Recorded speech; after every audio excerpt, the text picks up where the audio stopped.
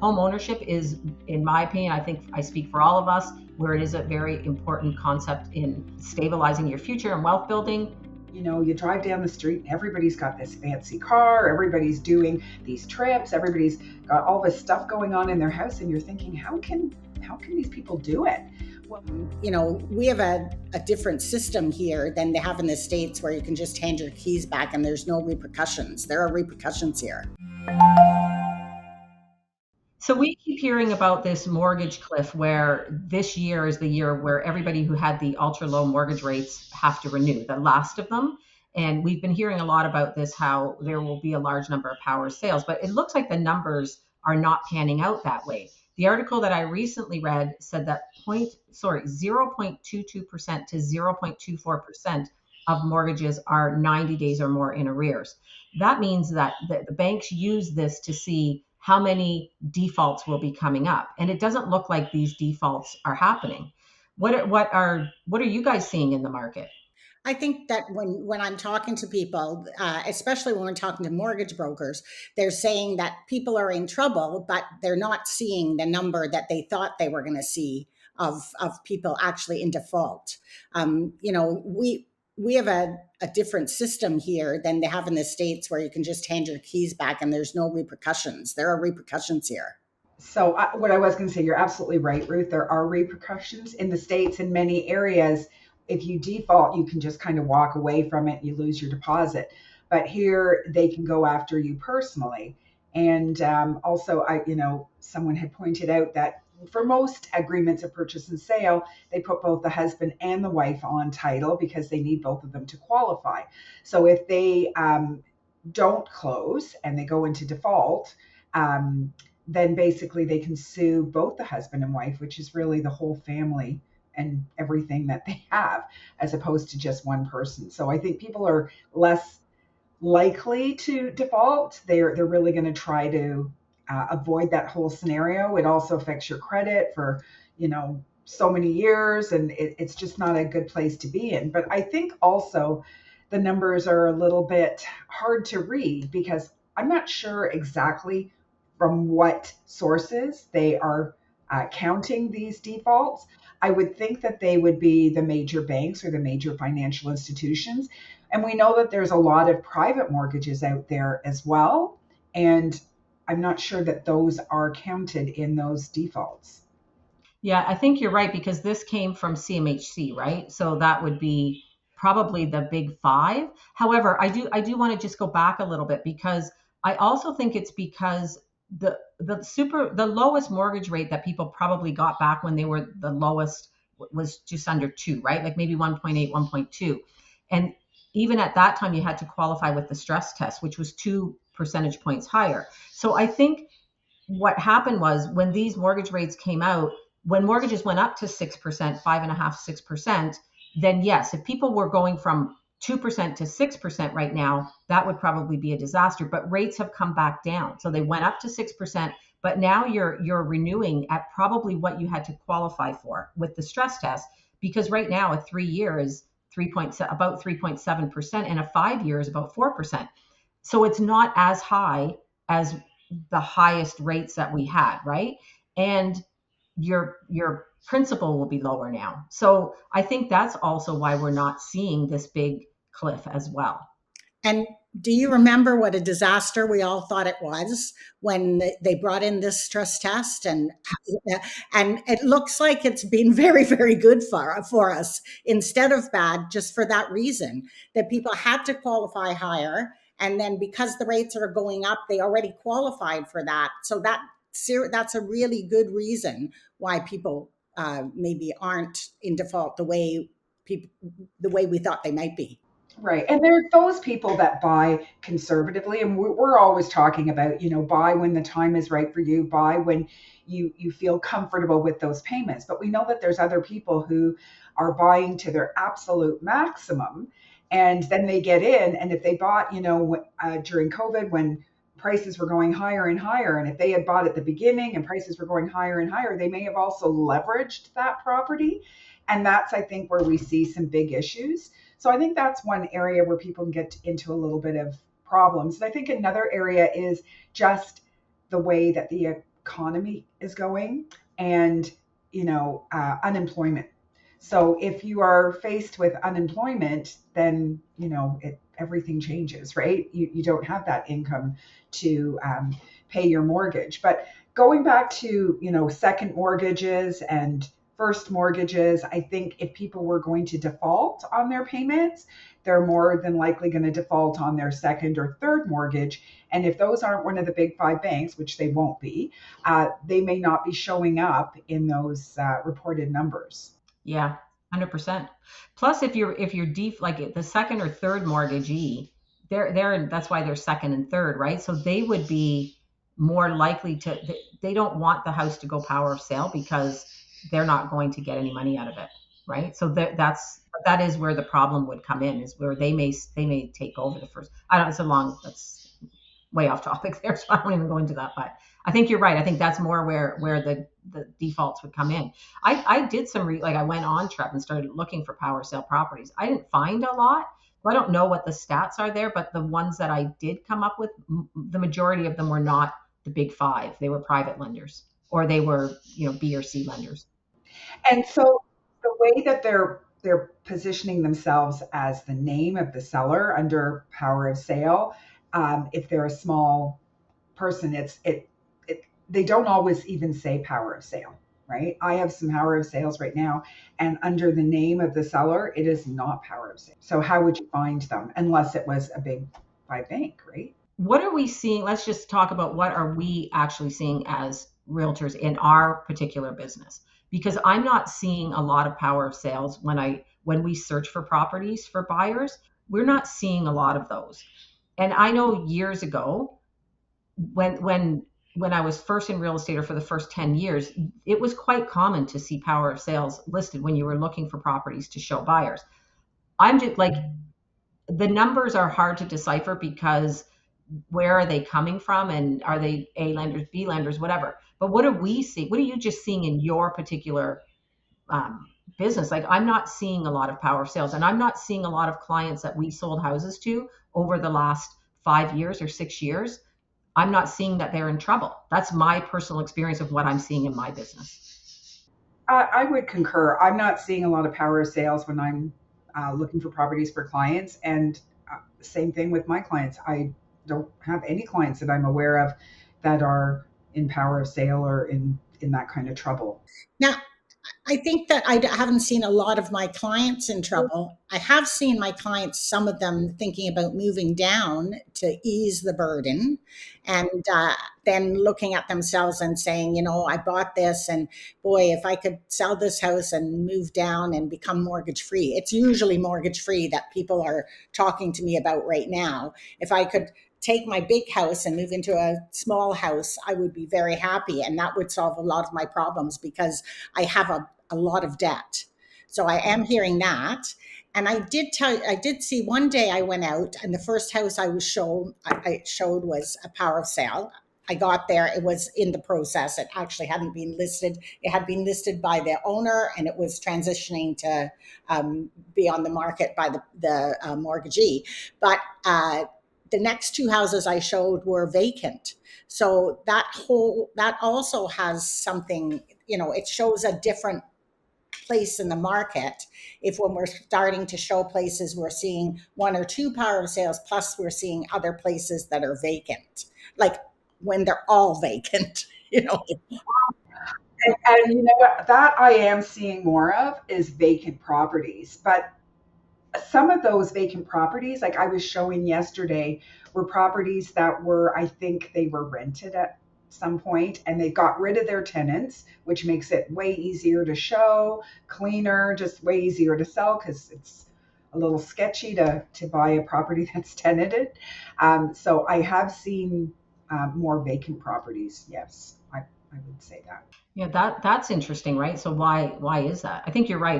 I would always advise my clients, if they have a rented property, to have the tenant out first. It's very hard to sell a property that's tenanted. So it's interesting to see. Like, I just think in our businesses, we're not seeing a lot of this. Those numbers as well that we're talking about, the 0.22, it's a lagging indicator, right? Like those numbers are a little bit, they're probably 3 or 4 months behind. So who knows if that's making a difference. But you know, it's hard to say. Is it the whole debt? Is it the whole debt load, or is it just the house? Like, what are people cutting back on other things so they can make sure that they're managing their house payment?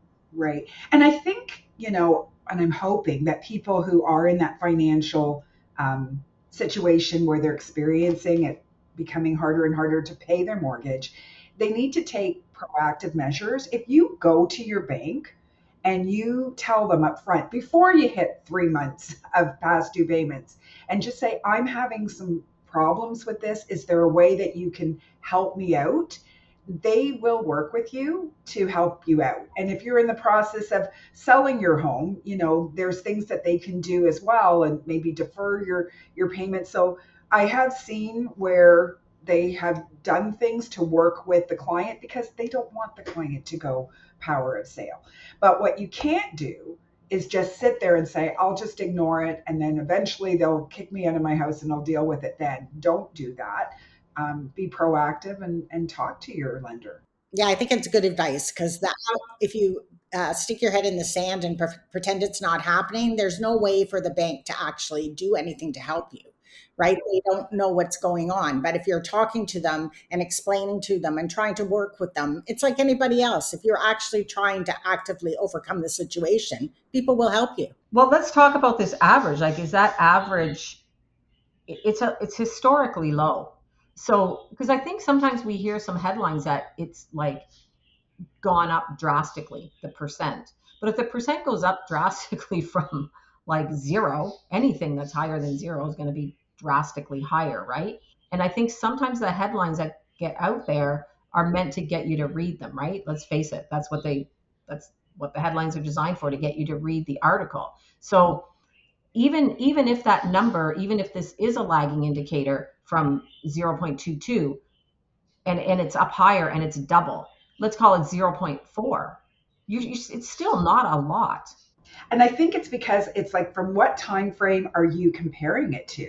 If you're comparing it to, the last 5, 7 years where prices were going higher and higher and higher, people didn't need to go power of sale because whatever they bought their home for, it was worth more, right? So they would just put it on the market, sell it, everything's good.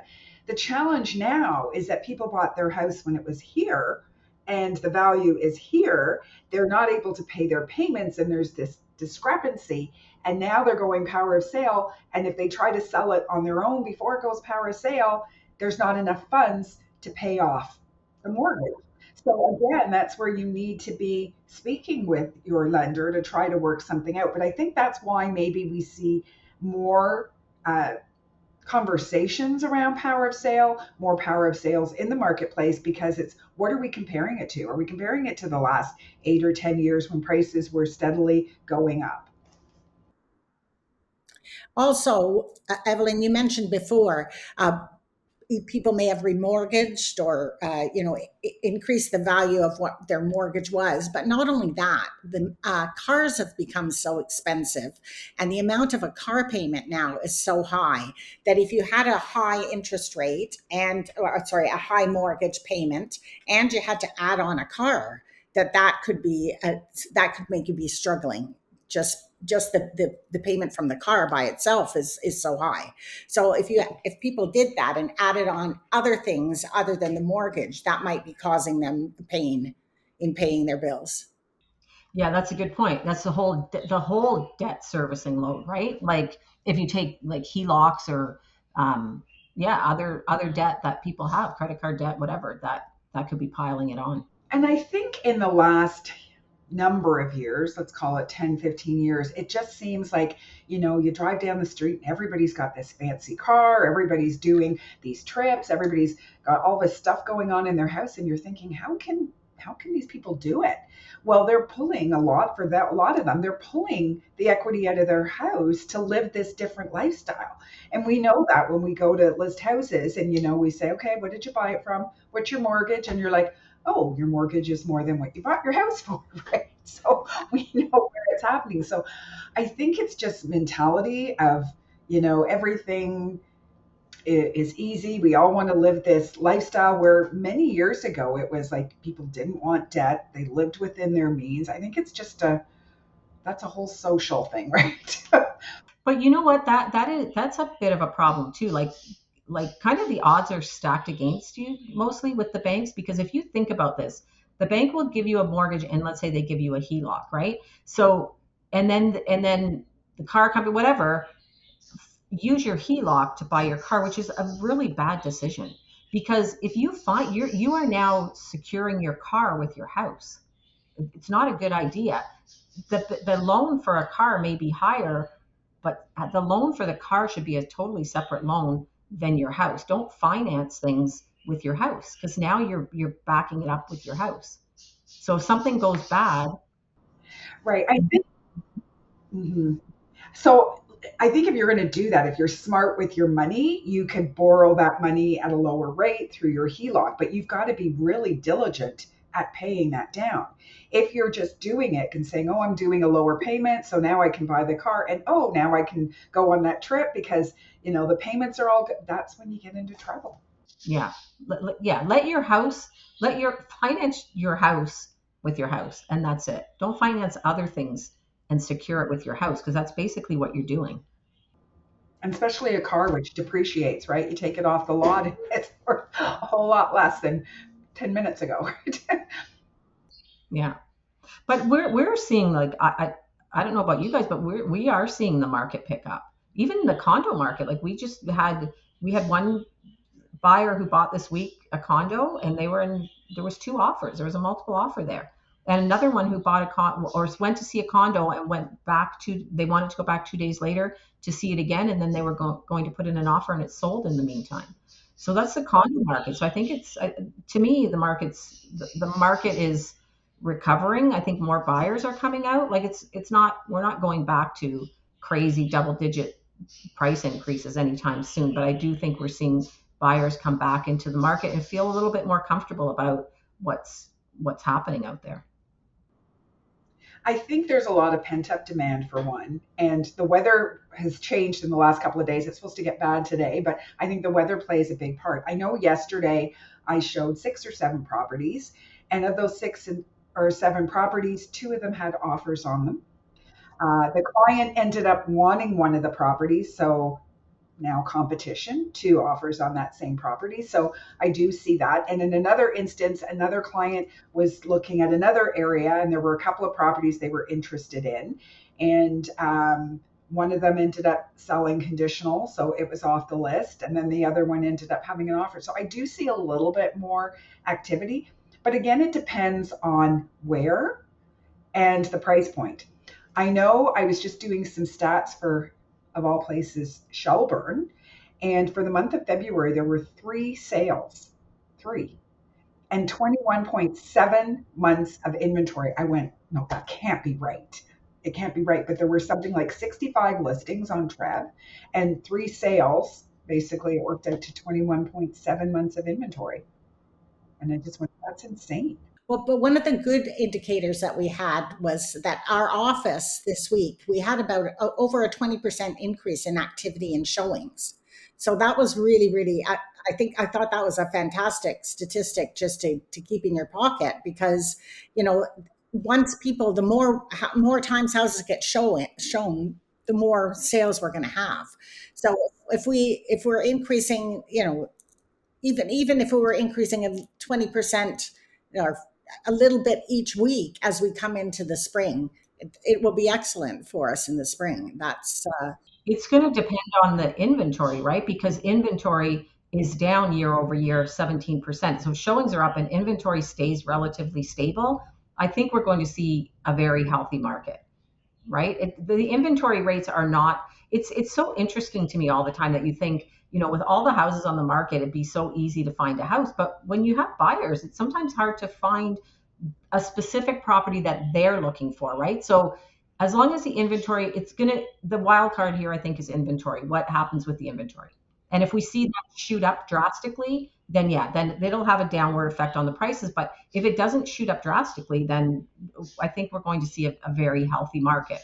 Right. I was going to say the exact same thing. It's the inventory because the sellers were sitting on the market. We know come the end of 2025 in December, a lot of the listings expired. Then came January, the weather was so bad, they elected not to put their house on the market right now, saying the market's really slow. I'm going to wait a little bit more, wait a little bit more. And so the inventory went down. And at that point, the buyers weren't there because they were like, oh, there's so much uncertainty. The weather's crappy. I'm not going out to look at houses. So both of them were sitting on the sidelines, kind of like a stalemate. But we know that people have to move. And they want to move. There is that pent up demand. Like we said, the weather's getting a little bit better. The interest rates seem to be stable. So when things are stable, then people feel more comfortable entering the market. When it's kind of all over the place, there's that uncertainty, and the uncertainty causes indecision. So with that little bit of certainty that we're sort of getting, they're entering back in the market. But like you said, the inventory isn't there. But I think a lot of sellers are waiting for two things: for the weather to get better and for the market to return, right? So, and I think a lot of them are waiting for that spring. So it will tell us in the next couple of weeks where that balance is going. I was going to say it's funny that everybody's waiting. It often you have sellers that want to go and there's not enough buyers, or there's not enough buyers, and right now it is funny to be seeing sellers waiting for maybe the prices to increase a bit, to come back to what the price they liked before, and the buyers waiting for the prices to go down and the interest rates to go down. But I think that has happened enough now, for especially for buyers, that the prices have come down, the interest rates have come down, and if they're sitting and thinking about, I should put a plan together, this is a good time for them to buy, because everything seems to be right. As you said, Evelyn, they can put conditions in if they want, when they're going to buy. It's a really good time for buyers to buy, as long as it's good for them. Yeah. And we see this, right?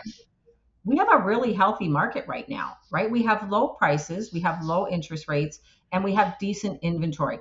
That's a healthy market. What we don't have is buyer confidence or that sense of urgency. So when we talk about, like, if you're looking at properties and they're selling quickly or they're selling in a reasonable amount of time, then it gives buyers that sense of urgency that, maybe now is the time to get into the market. That's what we haven't had, is just the buyer confidence. So I think as a seller, if you're waiting for the prices to go back up, that's not 5 to 7, 10-year plan. Like, they're not going up drastically anytime soon.